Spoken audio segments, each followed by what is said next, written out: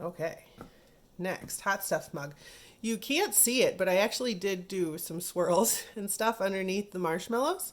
So I'm going to do those again because it's fun. So let's see. Let's do a couple of hearts. So we're going to press down, lift up, and let gravity do the work for us.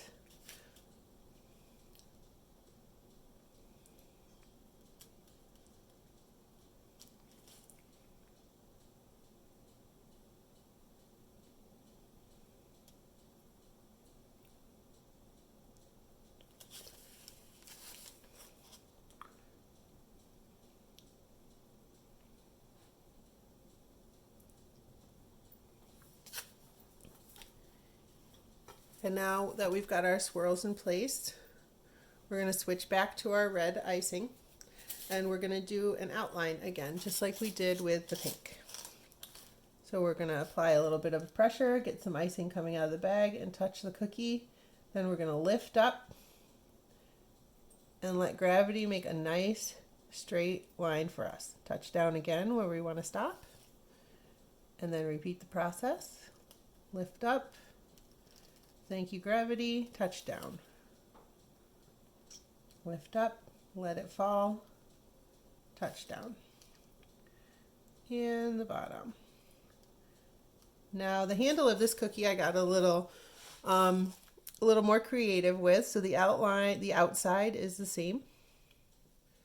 An outline of the outside edge. When you're outlining your cookies on the outside edge, don't go all the way to the edge because you don't want your icing to fall off over the edge because that will encourage the rest of your icing to fall off. But the inside of this, I just made it into a heart shape because why not? So around and around.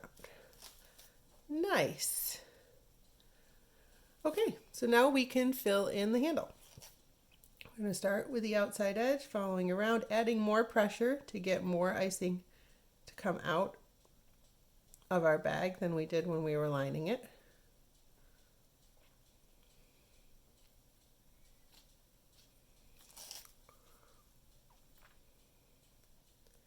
And filling it in. And you don't have to fill in all the little holes because we're going to use our toothpick tool to fill that in. Oh, make sure your tool is clean of your pink icing before you go ahead and put it in the red. Otherwise, it will show up.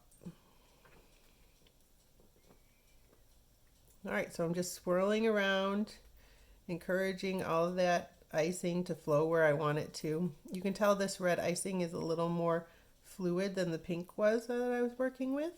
And that should be the consistency of the icing that you have in your kit. If your icing gets looser than this, if you're having trouble with your lines being too watery and falling off of the edge of your cookie, you can, or if your hand can warm up the icing just from holding it, just throw it in the fridge for 5 minutes, take it back out and knead it a little bit, and it should be back to a better consistency for you. Okay, so now we need to fill in our cup. This one we're going to start from the outside edge just so you can see both techniques. So you just want to be very careful that you're not overloading the outside edge when you fill it up because this is a large space to fill with icing. And once we get to the middle, we want to make sure that we're not pushing on the edges of our dams here. So I will tend to leave some small gaps in between my rotations around just to make sure that doesn't happen. It just means more work with your scribe tool or your toothpick tool when you go to fill everything in.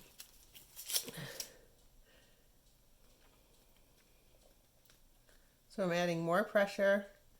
I'm getting more icing out when I squeeze. My hole could be a little bit larger. It would help me more. More icing will come out, but it means the detail work would be harder. So like the hearts that I did would be a little more clunky. but it would also increase it would make me faster filling in this cup. But I'm going to be using this red for lots of Valentine's cookies. So I need the hole to stay small so I can letter some cute things. So a little bit about the flavor of these cookies. These are my dark chocolate signature cookies. So I always have this flavor available. It has Ghirardelli dark chocolate in it, along with a little bit of espresso powder and a bit of kosher salt. It makes for a really rich, indulgent flavor, kind of like brownies, especially when they're fresh out of the oven. They also pair very well with the marshmallows that we're adding to this cookie, and it really does taste similar to a cup of hot chocolate.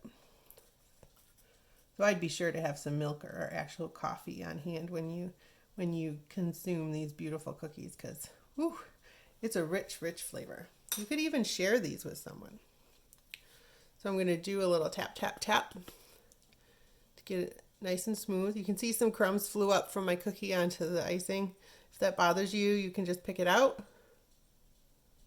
or you can push it in and hide it under the icing and it'll disappear.